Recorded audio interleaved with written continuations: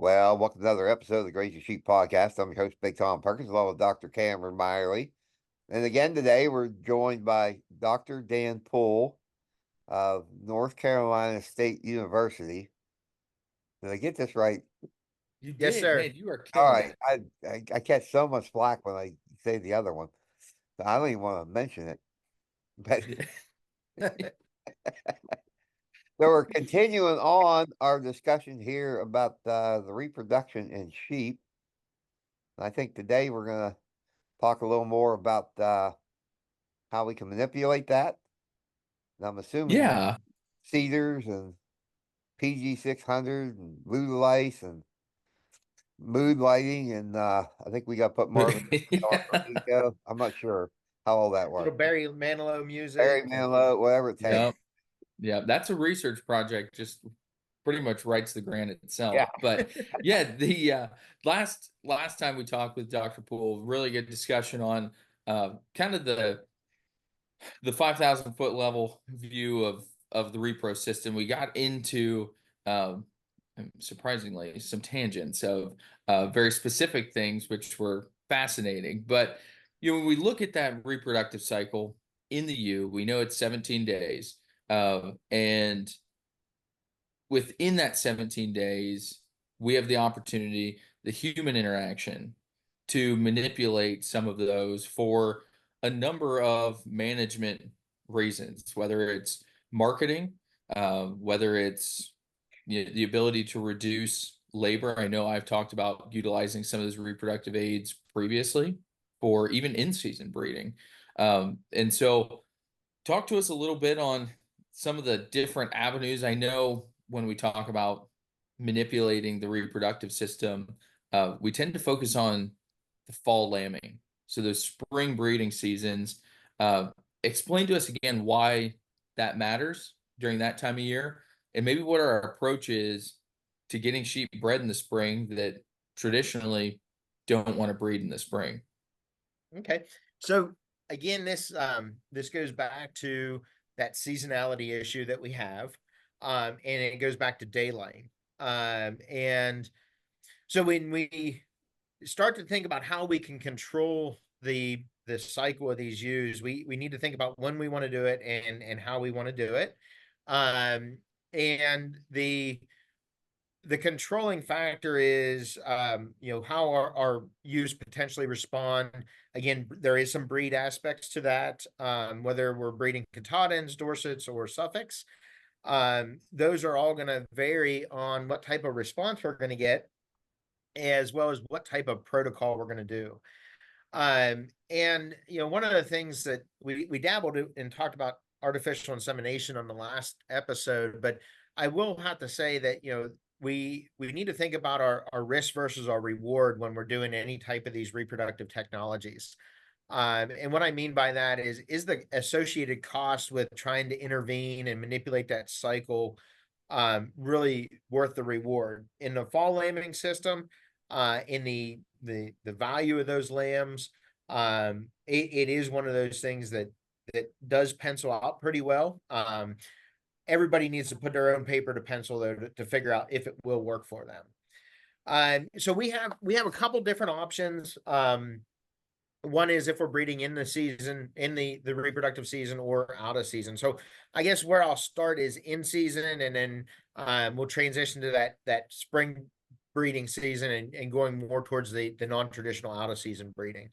So when we're in the season, what we're going to do is we have products that are commercially available that mimic the same products or hormones that are found within that female. We're just going to change the timing of them to make it more conducive to our schedule. And I will say that when we're working with small ruminants, we do struggle because there are so few pharmaceutical products that are actually labeled for sheep and goats. One of the ones that is labeled is our CIDR. CIDR is CIDR. I always spell it wrong, but it stands for Controlled Internal Drug Release. And what it does is it's going to release the hormone progesterone. Progesterone is one of those hormones that does a lot of things in the body. It is definitely needed to have those animals pregnant. So the name comes from pro, meaning for, gesterone for gestation. So for gestation. And so we see progesterone being high when those females are pregnant, but it also regulates that female cycle. So of our 17-day estrus cycle in the ewe, if we were to measure how much progesterone is in those females, we're going to see high progesterone concentrations for about 15 out of those 17 days. And so it's going to be the major controller as it prepares that female's tract to become pregnant if she was inseminated. Now, if she's not pregnant, we see that progesterone go away and give her another chance to become pregnant again by showing sexual receptivity. So we use these CIDRS then to mimic a period of time, basically put their cycle on hold, and until we remove that CIDR. Now, very low concentrations of progesterone are found in these, and when we're using these CIDR products to basically hold them, we're going to use them for anywhere from a 10-day period to a 14-day period. There's a couple different programs out there. The benefit with CIDRS is these are ones that we can use in the estrus or in the breeding season with a lot of success, but then we also can use them out of the breeding season with success as well. I do have one question on that real quickly. So I believe label recommendation is a 5-day retention of that CIDR, or at least it used to be on the so why is that? Is it just the research that was done that said, yep, 5 days, it shows this? So originally that was the time that they thought that progesterone would diminish, and so that they would not have an effect. There's been multiple studies that have been conducted looking at how many days we can keep the CIDR in place and still releasing progesterone. And a lot of it's going to depend upon the body size of the ewe as well as her metabolism. But in general, we say that there's enough progesterone present to provide 21 days of action. And so that's why we have a lot of programs that'll use them for 10 to 14 days with a lot of success. There are shorter programs out there like the 5-day program, but I don't know very many producers that are wanting to use it just because we get better effectiveness with the longer cycle with the longer. Yeah. And the other thing, so like I'm cheating. I have the estrus cycle graph of all of the hormones up here because again, I'm not a reproductive physiologist, but in my mind, this cycle, we always start on day 0.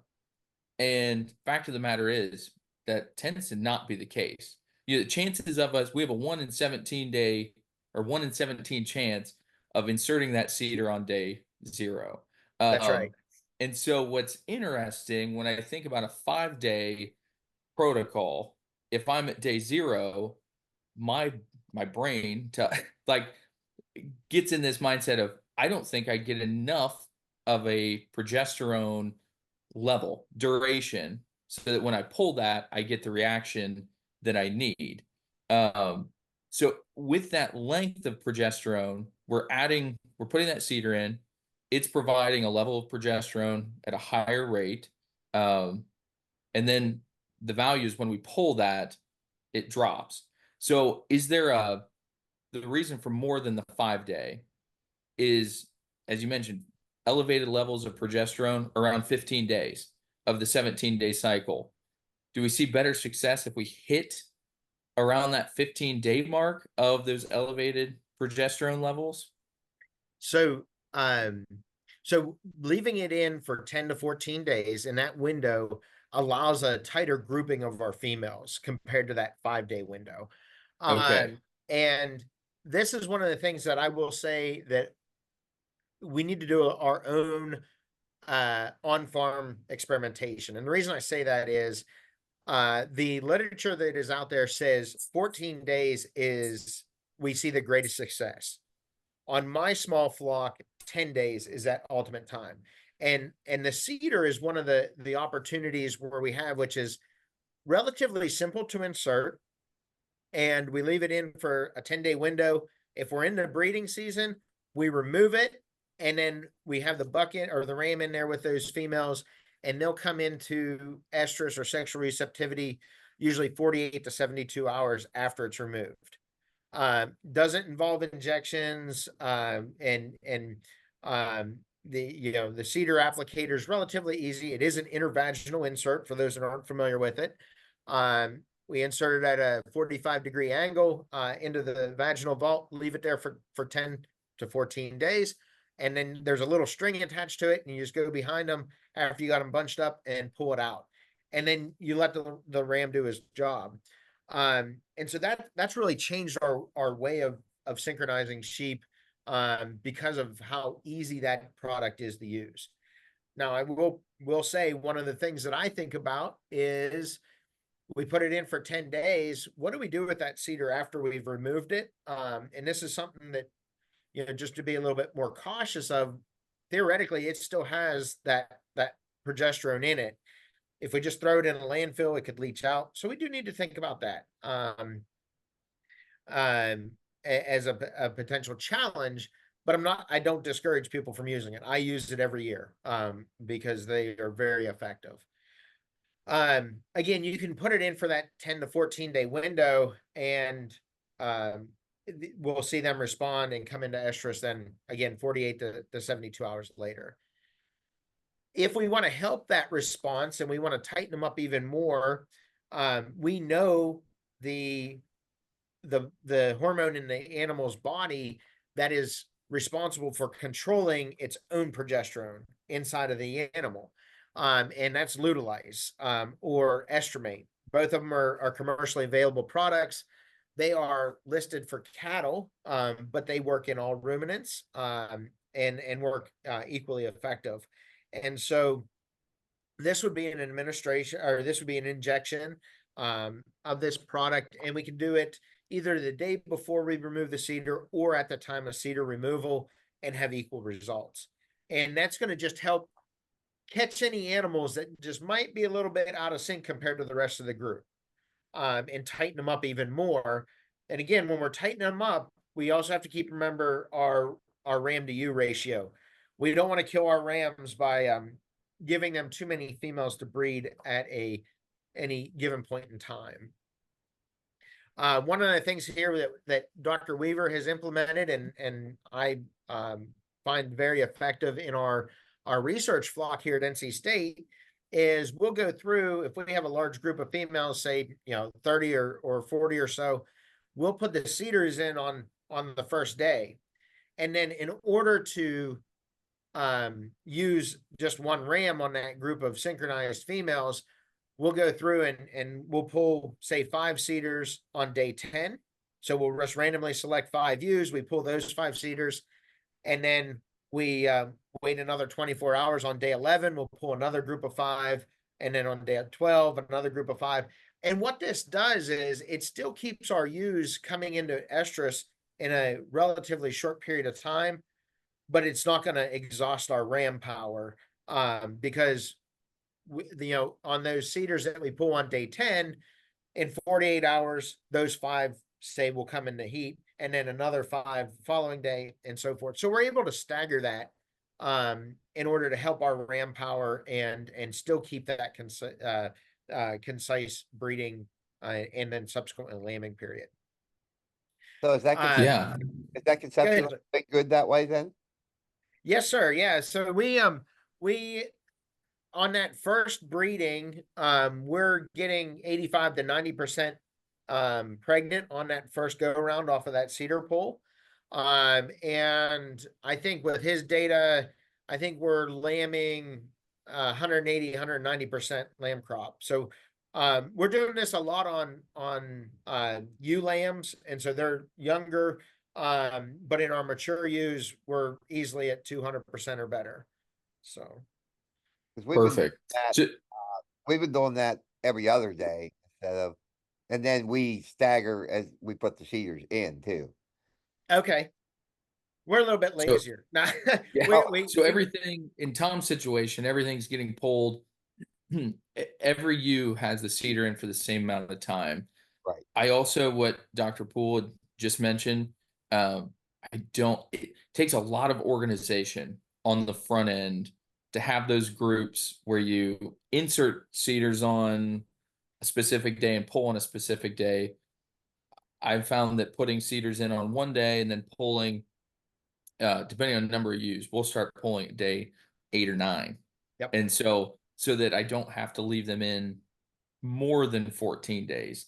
But it is, I mean, if you've got the organizational skills and the time to manage the multiple insertion days, multiple pull days, I think it could really work. It would be interesting, and maybe you can speculate a little bit on this, and I don't want to hold your hand to the fire, but if we're doing that single day insertion and removal multiple days, if a ewe has a cedar in for 9 days and a ewe has a cedar in for say 16 days, is there data out there to support that there's a difference in conception or any other reproductive factors? So between that 9 and 14-day window, there is not a difference in conception or subsequent pregnancy rates. After we get past day 14, we tend to see a decline. So 15 days, 16 days, we see a drop, and I think it's 10 to 15%. And so that's why we try to cut it off at 14 days. Okay, that's good If to I know. recall correctly. Yeah, if I recall correctly, the longer we leave it in, because what it involves is on the ovary, there's the follicles that are growing. The follicles are what contain that egg that can be fertilized. If we leave it in past 14, the egg gets overripe, is the best way to put it. So it ages, and so you have ovulation of an overly ripe egg, and it may become fertilized, but because it's so mature, it has trouble forming into that early embryo, and so we see higher embryonic loss then. So Yeah. So you talked a little bit on both Lutalize and Estromate given at the end of the duration of that cedar being in there. Is there anything that in your mind would create greater success to give something at the beginning, pre-insertion, so that we're starting that cycle at day 0 of the cycle, of the day 0 of the estrus cycle, and then we put the cedar in to more mimic that development inside the body, to line up, I guess it sounds crazy, more naturally, even though we're yep. giving more artificial items in there. You're thinking like a cattle researcher. I'll say that, because Oh that seems boy. to be what we do a lot, is manipulate when we give the drug, what drug we give, and again try to perfect the system that's already there to meet our demands. I don't know of any work that's at least out there on a large scale, but if we would give estromate or Lutalize at the so some of the I guess if we just give the shot of Lutalize at the beginning, we'd expect about 60% of those animals that we gave it to return to estrus within 72 hours, just naturally, if they're in the breeding season. So we could use that on the front end to basically set day 0 as estrus and then go forward from there. I don't know of anybody that has done that yet. But as we continue to move forward with the advancing our repro in small ruminants, that's definitely something that could be asked, because again, we're going to time how that ovary is responding to ovulate at our desired time, whether we're breeding with a ram or using another technology. And so I don't know if anybody has done that yet, but it definitely works in the cattle side, and many of our cattle programs start with products to either remove the progesterone source or to turn over follicles at the beginning. One of the projects products that we haven't talked about yet is PG 600. And PG 600 is actually a swine medicine, and it's commercially labeled for the swine industry. It actually has two different components in this product. The two components are actually equine chorionic gonadotropin and then human chorionic gonadotropin. These are recombinant forms of these products. And what they do is they stimulate the ovaries to grow follicles and then help mature those follicles on the ovary so that they're ready to ovulate. And so that combination or essentially that cocktail of those two help stimulate the ovary. This one becomes more important when we're breeding out of season. So naturally, when these animals are in the breeding season, that decrease in light allows the brain to function normally and to stimulate those ovaries to grow those follicles for ovulation. When we're trying to breed out of season, so we go into our spring breeding season, the daylight's getting longer. What we start to see happening is those animals sense that longer daylight, then it starts to shut down. They start to go anestrus. And so when we're breeding on that fringe, we are going to set up our protocol. I strongly encourage using the CIDR component to help control that progesterone source. And then what we do when we remove the CIDR, most of the protocols have us giving a dose of that PG 600. And when we're breeding out of season, well, again, what that PG 600 is doing is stimulating those follicles to continue that growth and development to prime them to ovulate. And if we're breeding truly out of season, we'll add a fourth product, which is a Bacterial or cisterellin is the name of these products. And basically, they're the ones that induce ovulation. So we stimulate those animals to actually ovulate. So we have all these out there available. And the biggest thing is if we're looking at using this technology to control that reproductive cycle, we need a calendar, follow a calendar, because when we start to dabble with their cycle, if our timing is off, then we greatly disadvantage the outcome. And so we want to have that calendar. We want to follow the calendar, and we're basically replacing those products that they're naturally producing to meet our needs. And so we follow that calendar, and then again, we have to go back to, are we breeding in season or are we breeding out of season? Because we got to do a little bit more trickery. So, but it does pay off for some producers. Tom, I really commend you for putting in CIDRS on multiple days, and having that management and that intensity of the management, because that becomes very challenging, and I commend you for that, because we have the labor source with the students, but the detail in making sure that the right ewes get the CIDR in on the right day becomes a challenge. So that's why we use it, everybody in at one time, and then pull on multiple days. Yeah, and I think we tend to break up the ewes into the breeding groups that we want, and then we go in and just randomly pick 3 ewes in each one of those groups, insert the CIDRs, and then we've gotten a little smarter over the years. Now we actually paint a number 1 on that ewe's back, and then we'll go 2 days. We'll do that in each pen, and then we'll go 2 days and do that again. And now we paint a number 2. And so by the time we get to day 10 or 14, and we're going to pull those CIDRs, we don't have to go through checking ear tags. We can just grab the ewes that all number 1s.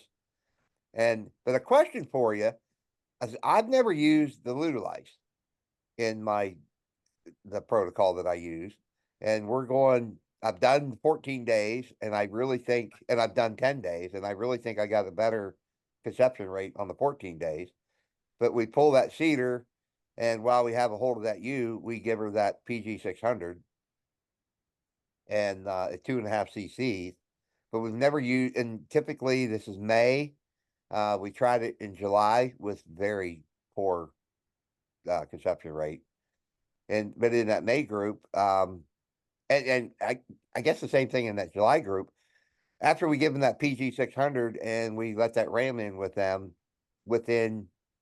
sometimes within minutes, that ram's breeding that ewe and she's standing for it. But most of those all occur within 24 hours.